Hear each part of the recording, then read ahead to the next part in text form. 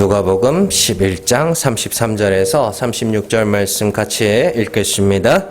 누구든지 등불을 켜서 속에나 말 아래에 두지 아니하고 등경 위에 두나니 이는 들어가는 자로 그 빛을 보게 하려 함이라. 내 몸의 등불은 눈이라. 내 눈이 성하면 온 몸이 밝을 것이요 만일 나쁘면 내 몸도 어두우리라. 그러므로 내 속에 있는 빛이 어둡지 아니한가 보라. 내 온몸이 밝아 조금도 어두운 데가 없으면 등불의 빛이 너를 비출 때와 같이 온전히 밝으리라 하시니라. 아멘. 누가복음 95번째 시간입니다. 어느 날 눈이 열렸다입니다. 한 사건을 보더라도 그 자신의 처지와 관점에 따라서 사람들은 다르게 해석을 합니다. 일제시대를 볼 때 양반의 입장에서는 약탈과 고난의 시대였지만 당시 인구의 절반을 차지하던 노비들과 천민들에게는 해방의 시대였으며 기회의 시대였습니다. 6.25 전쟁은 북한의 입장에서는 인민해방 전쟁이었지만 남한의 입장에서는 자유수호의 전쟁이었죠. 이처럼 어떤 입장에 있느냐에 따라서 같은 사건도 서로 다르게 해석하게 됩니다. 이런 모습은요, 성경을 해석하는 방법에서도 자주 찾아볼 수 있습니다. 예를 들어서 역대하 20장에는 브라가 골짜기에서 일어났던 전쟁의 이야기가 나옵니다. 유다왕 여호사밧 때에 모압과 암몬과 세일산 주민들이 힘을 합쳐서 유다 땅을 침략해 옵니다. 그런데 유다는 모압과 암몬과 세일산 주민들 연합군이잖아요. 세 개가. 그래서 그들을 상대할 만한 힘이 없었습니다. 그래서 온 유다와 여호사밧이 하나님께 기도를 합니다. 하나님 도와주세요. 지금 나라가 망하게 생겼습니다. 도와주세요. 기도합니다. 그러자 하나님께서 선지자들을 통하여 이렇게 말씀을 하시죠. 역대하 20장 14절에서 17절 말씀 같이 16절에서 17절입니다. 같이 읽습니다. 내일 너희는 그들에게로 내려가라. 그들이 시스 고개로 올라올 때에 너희가 골짜기 여기 여루엘 들 앞에서 그들을 만나려니와 이 전쟁에는 너희가 싸울 것이 없나니 대열을 이루고 서서 너희와 함께한 여호와가 구원하는 것을 보라. 유다와 예루살렘아 너희는 두려워하지 말며 놀라지 말고 내일 그들을 맞서 나가라. 여호와가 너희와 함께하리라 하셨느니라 하매. 아멘. 이 말씀에서 보는 바와 같이 하나님은 선지자를 통해서 여호사밧에게 말씀을 하십니다. 이 전쟁에는 너희가 싸울 것이 없다. 너희는 그저 가만히 서서 하나님이 너희와 함께 하셔서 여호와께서 어떻게 이 전쟁을 이기게 하시는지를 봐라. 이렇게 이야기를 합니다. 그래서 이 약속의 말씀을 받은 여호사밧이 무슨 일을 하느냐 하면 찬양대를 앞세우고요. 감사하세 그 인자하심이 영원함이로다. 전쟁터에 찬양대를 앞세우고 나갑니다. 그때 하나님은 모압과 암몬 군사들이 갑자기 자기들과 연합하고 있던 세일산 주민들을 치게 하시고 또 모압과 암몬이 서로 싸우게 만드십니다. 그래서 한 사람도 남김없이 다 죽게 만드십니다. 이스라엘이 전혀 손을 안 쓰고 손에 피 한 방울 안 묻히고 전쟁에서 승리하고 수많은 전리품들을 챙기게 되는 그런 말씀이 역대하 20장에 나옵니다. 이 말씀을 해석하는 목사님들의 설교를 몇 편 봤습니다. 근데 거의 대부분 똑같은 소리를 합니다. 성도의 찬양에는 힘이 있다는 겁니다. 성도의 찬양에는 힘이 있다는 겁니다. 적군을 물리치는 힘이 있다는 겁니다. 그래서 어려운 일을 만나고 고통스러운 일을 만날 때 찬양을 하면 해결이 된다는 것이죠. 그것이 대부분 목사님들의 설교의 내용이었습니다. 찬양하는 거는 좋은 습관입니다. 그런데 찬양을 왜 하는 거예요? 기분 좋으라고? 그러면 노래방을 가세요. 찬양은 기분 좋으라고 하는 게 아니고요. 하나님이 하신 일을 기억하는 도구입니다. 신명기의 마지막 부분에서 하나님께서 모세에게 찬양을 하나 들려 이거를 너희 자녀들 대대손손 이것을 들려서 외우도록 해라. 이 찬양을. 그건 뭐냐면 이스라엘 백성들의 죄악과 하나님이 그들을 어떻게 구원하셨는지에 대한 그 역사를 기록해 놓고 그거를 노래로 하여 뭐 하는 거예요? 기억하게 하는 도구입니다. 찬양은 그런 도구입니다. 그래서 우리가 찬송가에 찬송을 부르면서 그렇지 예수님이 죽어서 내가 산 거지 이걸 기억을 하는 겁니다. 그래서 은혜의 수단으로 분류가 되기도 하는 것이죠. 그러나 찬양은 거기까지입니다. 그것이 뭔가 힘이 있어가지고 적군을 물리치는 힘이 있지 않습니다. 그건 거짓말입니다. 한번 자세히 생각을 해보자고요. 성경은 정말 우리의 찬양에는 힘이 있다는 것을 말해주기 위해서 그걸 기록을 해놓고 있는 것일까요? 아닙니다. 하나님이 은혜로 이기게 하셨음을 알라고 그걸 기록해 놓고 있는 것이지 사람의 찬양에 힘이 있어서 그런 일들이 일어났다고 가르치는 것이 아니란 말입니다. 온 유다와 여호사밧은 하나님이 내가 이기게 하겠다라는 말씀을 받았잖아요. 약속을 받았잖아요. 하나님은 거짓말을 하실 수 없는 분이기 때문에 약속하신 바는 반드시 이루시는 하나님이십니다. 그래서 여호사밧과 유다 백성들은 하나님이 이기게 하시겠다고 하셨기 때문에 마치 이긴 자처럼 뭐 하는 거예요? 찬송하면서 나가는 겁니다. 그러면 능력이 누구에게 있는 거예요? 하나님에게 있는 거죠. 그들의 찬양에 힘이 있어서 이긴 것이 아니고 하나님이 이긴다고 하셨으니 이미 이긴 자처럼 나가는 겁니다. 그게 약속을 바라보는 자들은 성도들도 마찬가지입니다. 하나님이 죽은 자를 살리시는 분이라 그랬으니 내가 죽어가는 게 곧 뭐예요? 하나님이 살리신다는 거 아닙니까? 그래서 내가 죽어가면서도 살리실 것을 뭐 하는 거예요? 찬송하고 감사하는 거죠. 그게 약속을 믿는 자들의 삶이란 말이에요. 자, 이렇게만 설명하면 그게 뭐가 중요한가 하고 생각을 할 수 있습니다. 그러나 이 둘 사이에는 엄청난 차이가 있습니다. 극단적으로 말하면 천국과 지옥을 가를 수도 있을 만큼의 차이가 있습니다. 사람의 찬양에 힘이 있으면 사람의 찬양이 하나님을 움직이는 도구요, 수단이 됩니다. 그래서 사람이 찬양하면 하나님은 반드시 일하셔야만 하는 하나의 공식이 생겨버립니다.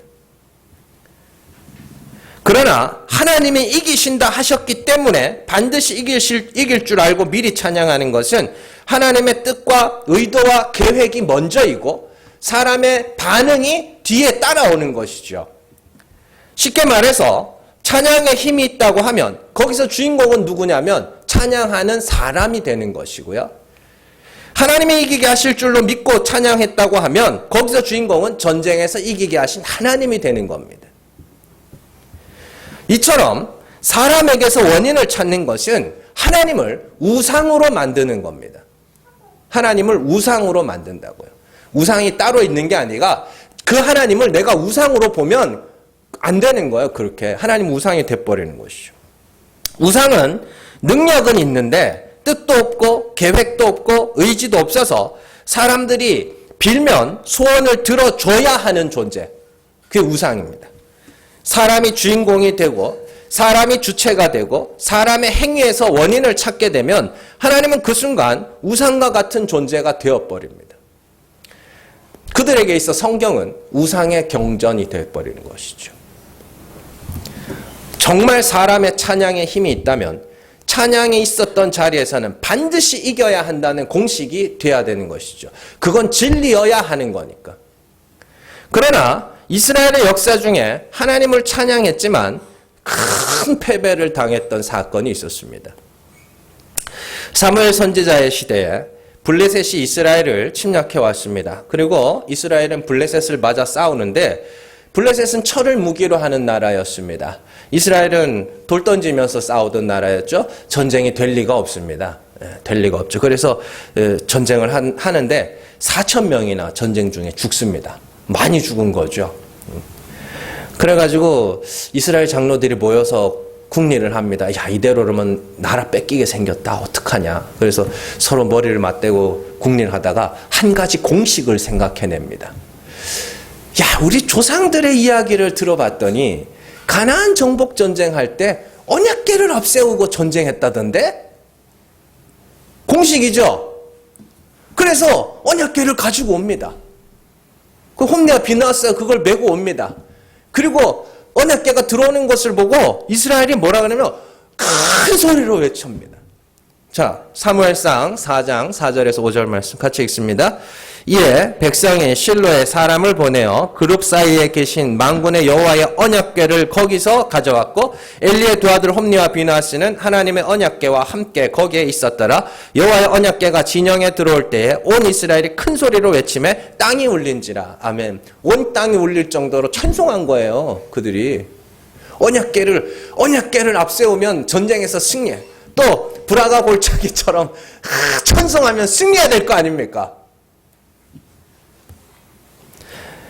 자, 그 큰 소리, 땅이 울릴 정도로 큰 소리가 일어나는 것을 블레셋 사람들도 그걸 듣습니다.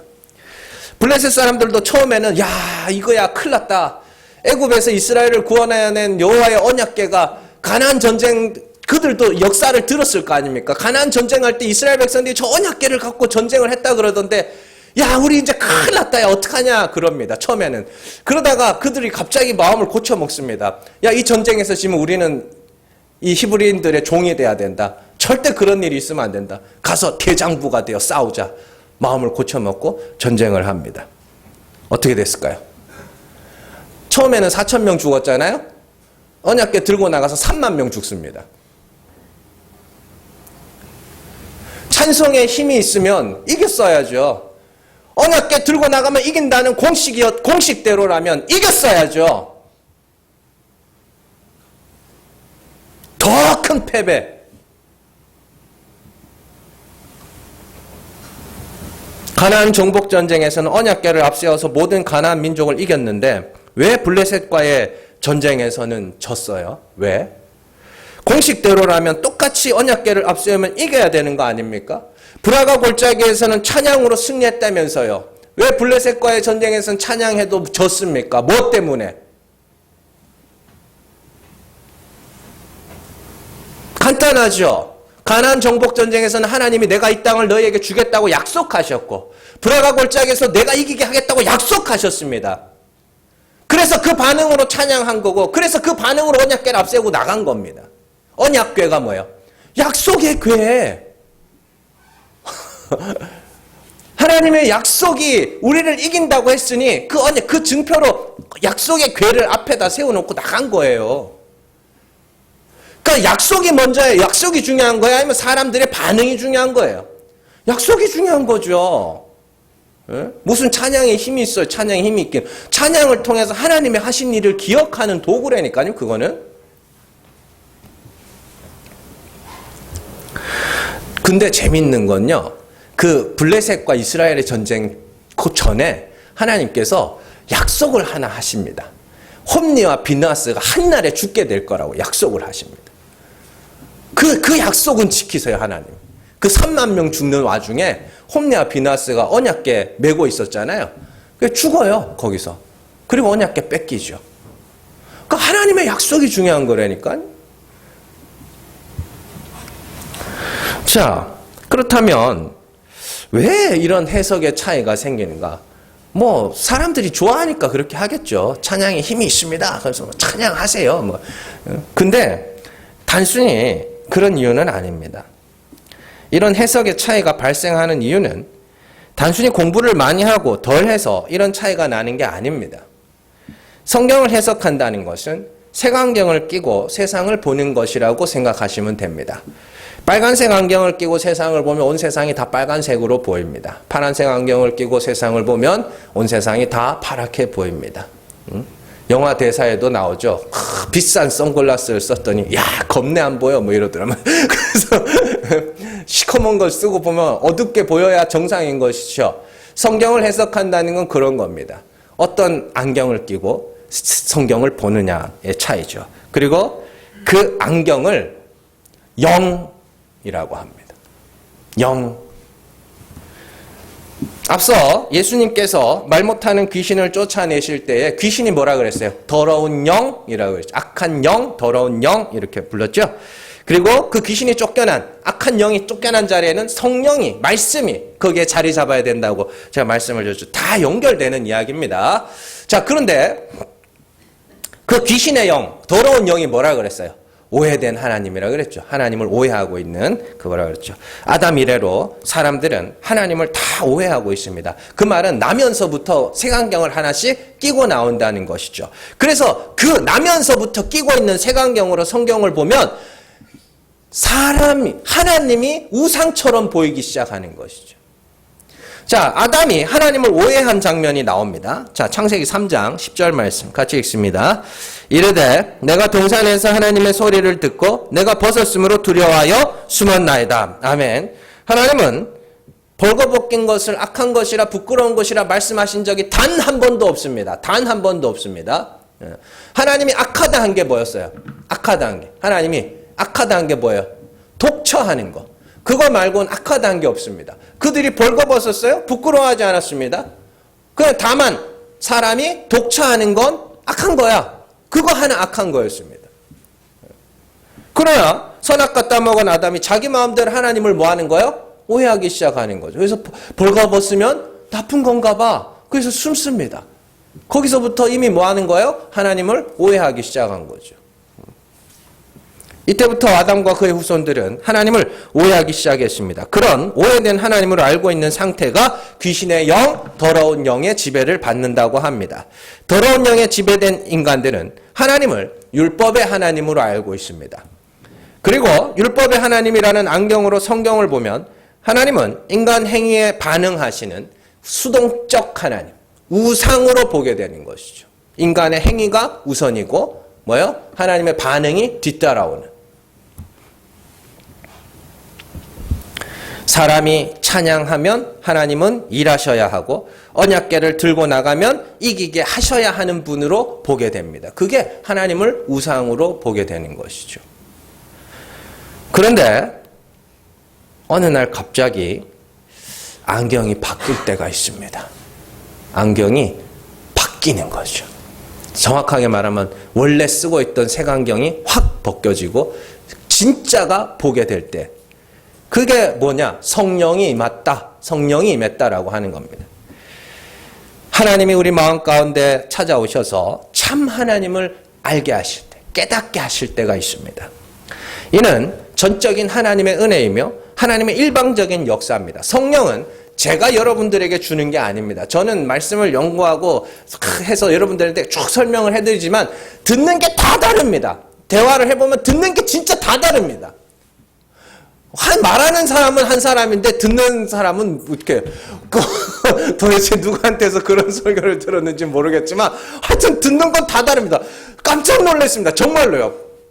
저한테 어떤 분이 저희 교회에 지금 안 다니시는 분인데 그분이 저한테 그런 말을 하셨습니다. 저를 보면서 미국에 있는 어느 목사님이 생각이 나더래요. 너무 닮았대요. 그래서 저한테 책을 보내주셨어요. 그분이. 그 목사님, 미국에 있는 목사님 책. 그래서 그날 앉은 자리에서 그 세 권을 보내서 앉은 자리에 다 읽었습니다. 책을. 그리고 제가 내린 결론이 뭐냐? 완전히 다른데?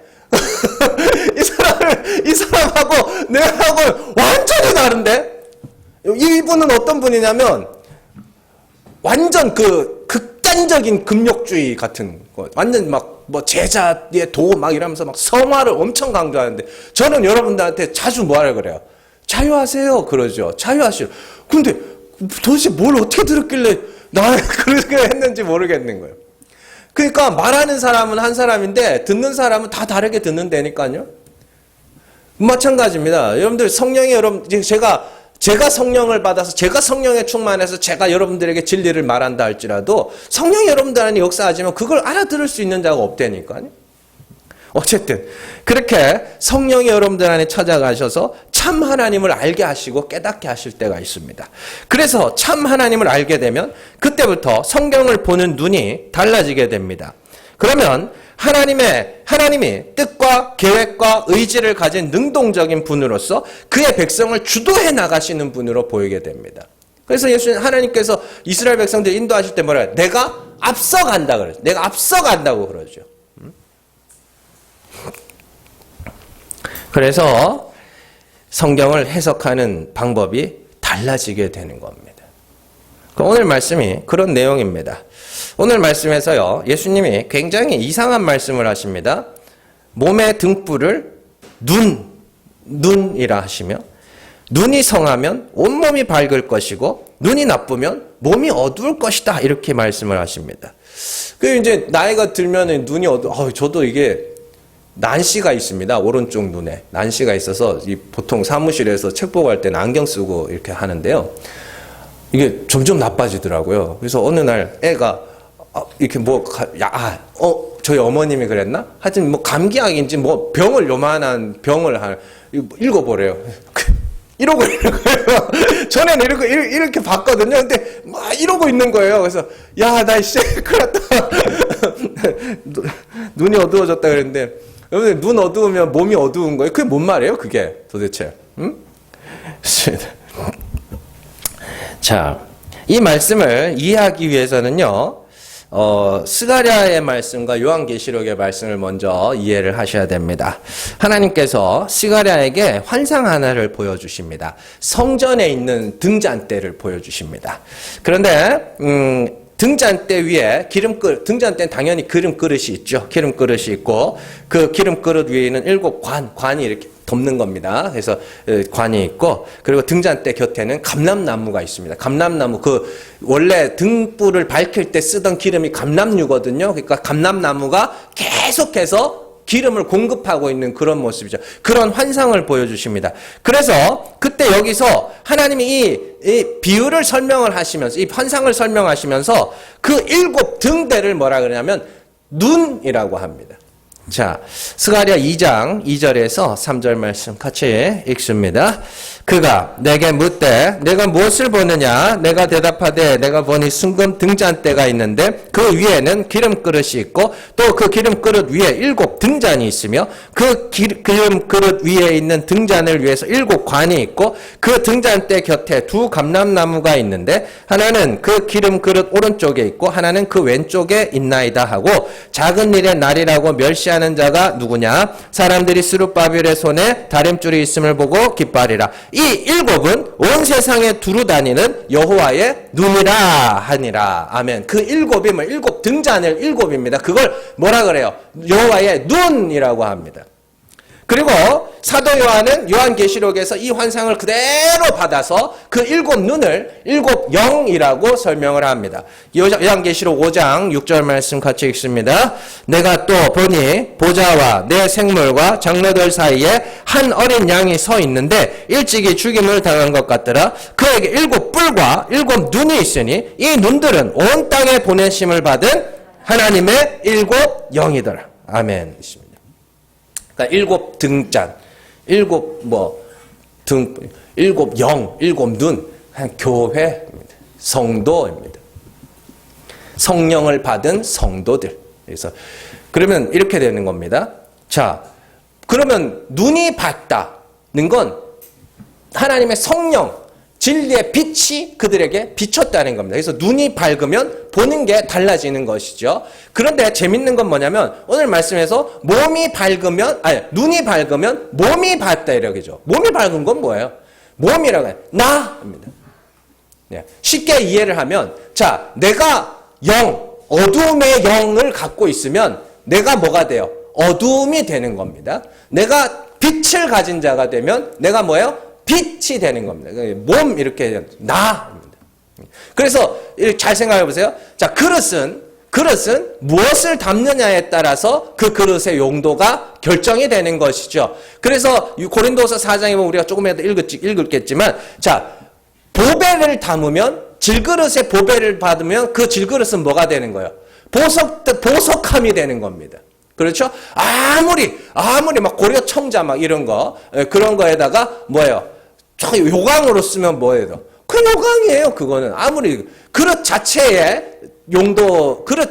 용도를 결정하는 게 아니라 그 안에 뭘 담느냐에 따라서 용도가 결정되는 거라고 보시면 됩니다.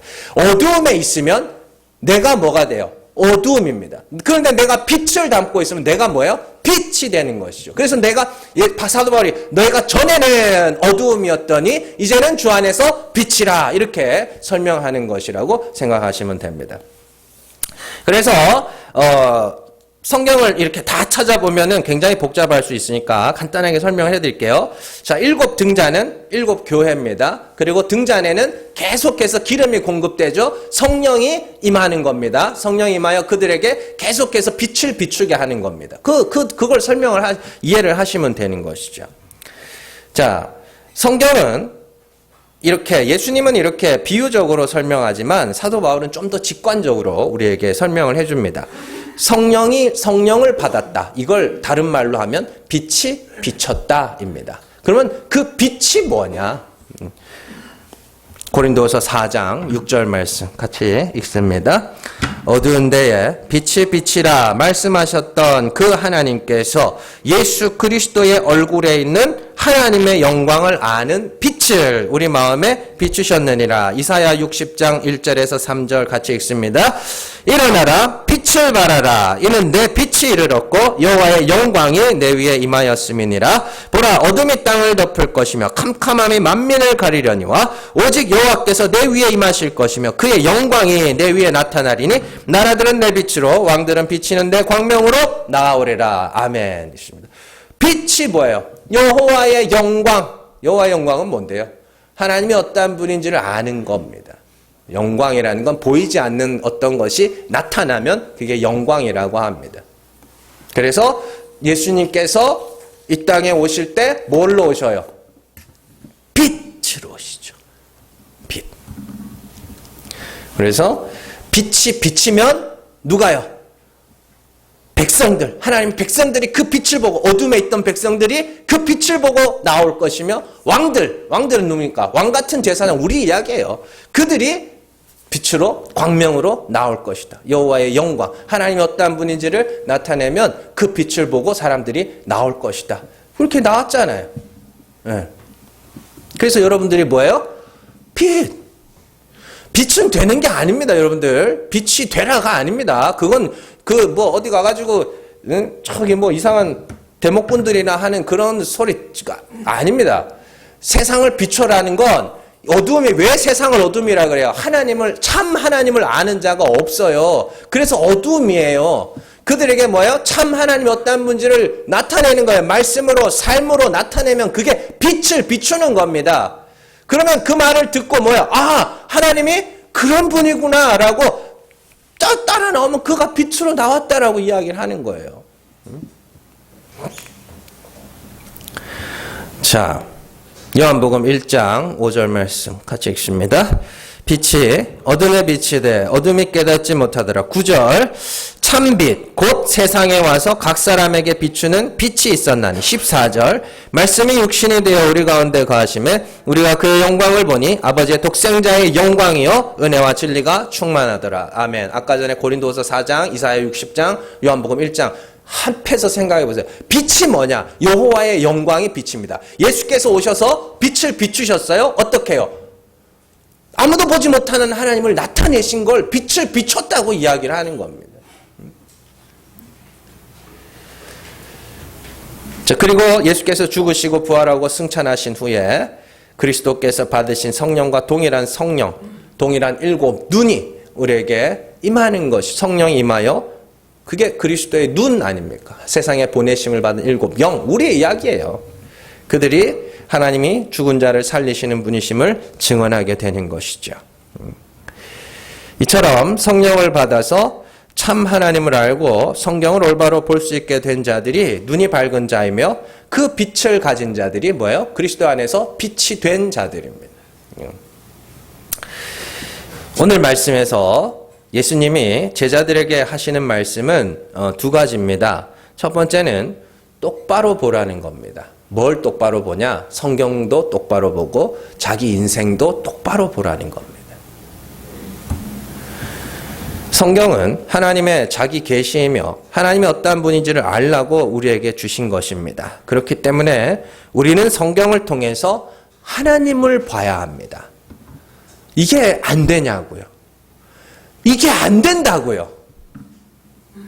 안경을 못 벗으면 이게 안 된다고요. 아무리 성경을 봐도 사람만 보인다는 거야. 그러니까 그렇게 전하면 똑같은 안경을 낀 사람들이 그걸 찾아가요. 유유상종 뭐예요? 같은 영을 가진 사람들끼리 모여서 같은 소리, 같은 말을 하고 있는 겁니다.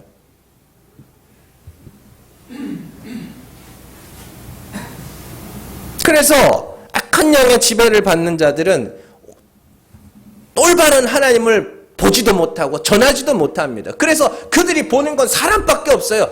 사람이 우선인 거예요. 그러니까 항상. 그러면 듣는 자들도 그렇지 그러고 가는 겁니다. 그리로. 두 번째는 빛을 받은 자들에게 뭐하라 그래요? 비추라 그러죠. 사람이 불을 켜서 말 안에 두지 아니하고 등경 위에 들어오는 자들을 다 보게 하라. 비추는 겁니다. 산 위의 마을에 숨기지 못할 거죠. 그건 비추는 겁니다. 비추라는 겁니다. 감추지 말라는 것이죠. 그러니 나는 하나님을 안다 해서 끝날 것이 아니라 세상에 나가서 그 빛을 뭐 하라는 거예요? 비추라는 거예요. 하나님이 이런 분이야 라고 말해주라는 겁니다. 하나님을 모르는 어둠에 있는 자들에게 참 하나님이 어떠한 분인지를 말씀으로 삶으로 나타내라는 것이죠. 하나님이 어떤 분입니까? 죽은 자를 살리시는 분이죠. 그걸 다르게 말하면 용서입니다. 용서. 그래서 성도들이 뭐 하라 그래요? 하나님께서 너희를 사랑하신 것 같이 너희도 서로 사랑하라 그래요. 그러면 너희가 내 제자인 줄 알리라. 사랑이 뭔데요? 죄를 사해주는 게 사랑이라니까요. 그래서 누군가가 내게 진심으로 회개하고 진심으로 뉘우치면 뭐하라 그래요? 용서해줘. 그러면 그게 네가 하나님의 아들이라는 증거야. 그게 뭐하는 거니까요. 아버지를 나타내는 방법이니까. 그게 삶으로 하나님을 나타내는 것이고, 그보다 더 중요한 건 여러분들 말씀으로 하나님이 죽은 자를 살리시는 분이심을 나타내는 겁니다. 여러분들 귀신에 사로잡힌 자들의 특징이 하나 있습니다. 온 세상의 특징이라고도 할 수 있죠. 그들은 성경을 통해서 자꾸만 어떤 공식을 만들어내려고 합니다. 공식을. 권선징악, 인과응보와 같은 공식을 자꾸 만들어냅니다. 아까 전에도 우리가 역대하 20장의 말씀을 우리가 살펴봤지만 찬양에는 힘이 있어서 찬양하면 하나님이 일하십니다. 이게 공식이에요. 하나의 공식. 찬양이 나쁘다는 게 절대로 아닙니다. 오해하지 말고 들으세요. 성경이 그 이야기를 하는 게 아니라는 거지. 자꾸만 공식을 만들어냅니다. 그러나 성경은 공식을 말하지 않습니다. 원인이 없는 곳에서 결과를 만들어내고 없는 것을 있는 것으로 부르시는 하나님은 또 절대로 구원받지 못할 자들을 구원하시는 하나님이시란 말입니다. 로마서 4장 6절에서 8절 말씀 같이 읽습니다. 이란 것이 없이 하나님께 의로 여기심을 받는 사람의 복에 대하여 다윗이 말한 바 불법이 사함을 받고 죄가 가려짐을 받는 사람들은 복이 있고 주께서 그 죄를 인정하지 아니하실 사람은 복이 있도다 함과 같으니라. 아멘. 잘 보세요. 일한 것이 없이 구원을 받는 자들, 일한 것이 없이 하나님께 의로 여기심을 받는 자들, 그러면 그 일한 것이 없는 자가 누구냐? 나오잖아요. 7절. 불법이 사함을 받고 죄가 가려짐을 받고 죄를 인정하지 않는 일한 것이 없는 자들이 곧 뭐라는 소리예요? 죄인들이라는 소리입니다. 인간들의 공식에 의하면 죄인들은 절대로 구원받으면 안 됩니다. 그런데 그들이 예수 그리스도로 말미암아 죄 사함 받고 의롭다 하며 이르는 것이죠. 공식으로는 해결이 안 되는 겁니다. 하나님의 은혜가 아니면 해설이 안 되는 거예요.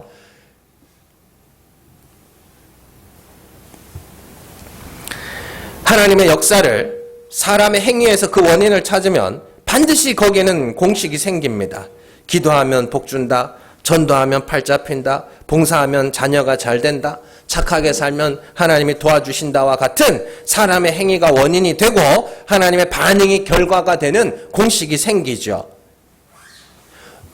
저도 할 수 있습니다.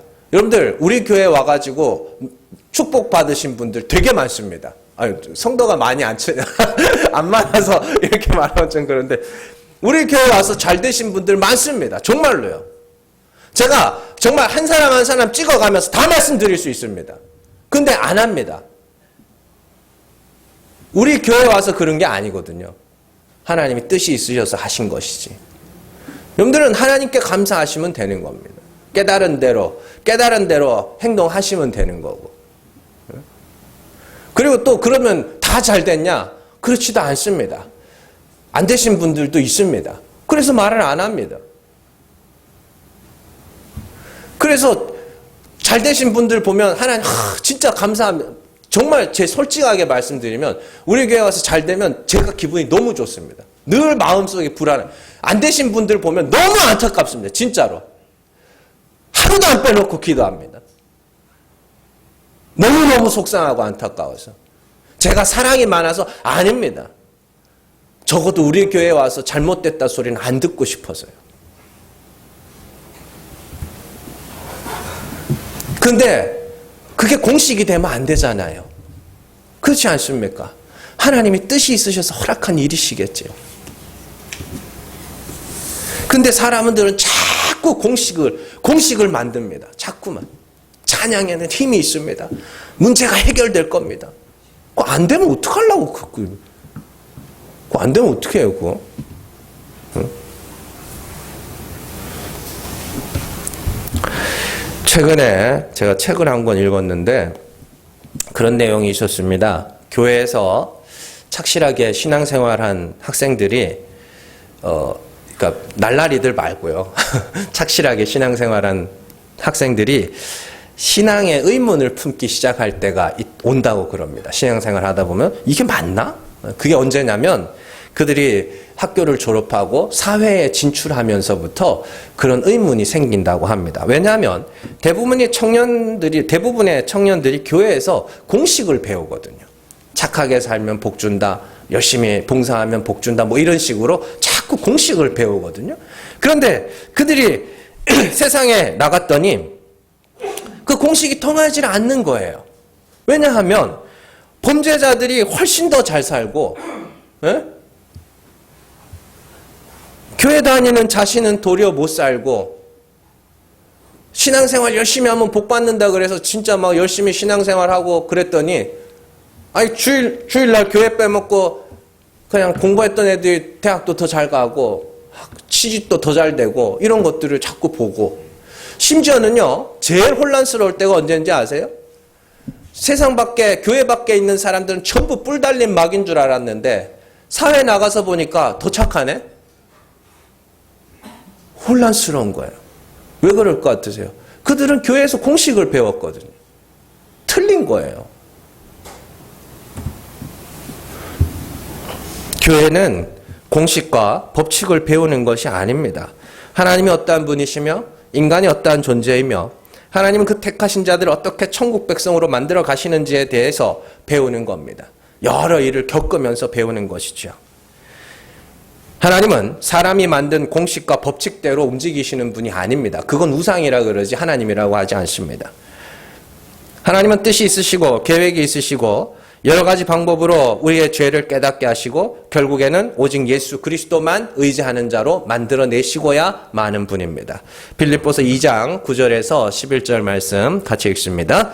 이러므로 하나님이 그를 지극히 높여 모든 이름 위에 뛰어난 이름을 주사 하늘에 있는 자들과 땅에 있는 자들과 땅 아래에 있는 자들로 모든 무릎을 예수의 이름에 꿇게 하시고 모든 입으로 예수 그리스도를 주라 시인하여 하나님 아버지께 영광을 돌리게 하셨느니라. 아멘. 이 말씀을 잘 보세요.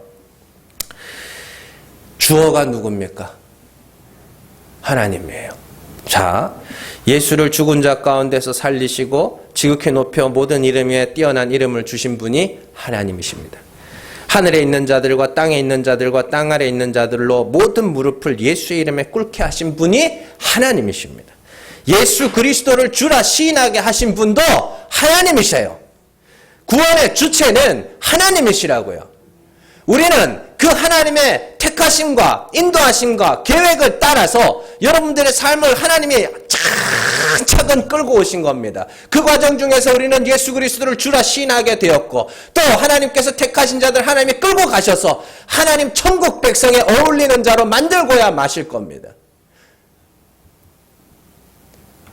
그러면 우리가 예수를 믿는 과정에서 또 믿고 난 후에 지금까지의 과정에서 하나님이 일일이 다 뭐하고 개입하고 계신 거예요.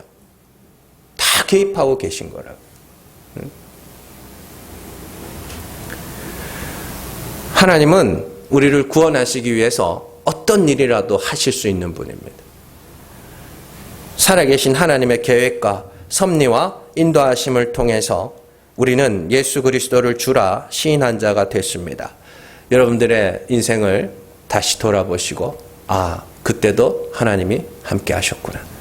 그러면 확인했으면 뭐예요? 지금도 함께하고 계시고 앞으로도 함께 하시겠구나. 그래서 성도의 삶에는 기대가 있고 소망이 있고 희망이 있는 겁니다. 어떻게 우리를 이끌어 가실지 기대하면서 사세요. 그냥 미래가 안 보인다고 돈에 미쳐가지고 그냥 그래 살지 마시고 하나님이 어떻게 나를 천국 백성으로 천국에 어울리는 자로 만들어 가실지 기대하면서 재미있게 좀 사세요. 재미있다는 건 좋은 것과는 다른 겁니다. 재미있는 영화는 어떤 영화예요? 주인공이 직살나게 고생하는 영화가 재미있는 영화죠. 그렇지 않습니까? 주인공이 편안하면 그 영화가 재밌어요? 하나도 재미없지? 주인공이 엄청 고생하는 영화입니다. 재밌게 사세요. 매 순간 하나님께서 지금까지 나를 어떻게 인도하셔서 그리스도를 믿는 자로 만드셨는지 기억하시고 하나님이 또 이제 나를 어떻게 천국 백성으로 만들어 가실지 기대하면서 좀 재밌게 살아가는 여러분들 되시기를 주님의 이름으로 축원합니다. 기도하겠습니다.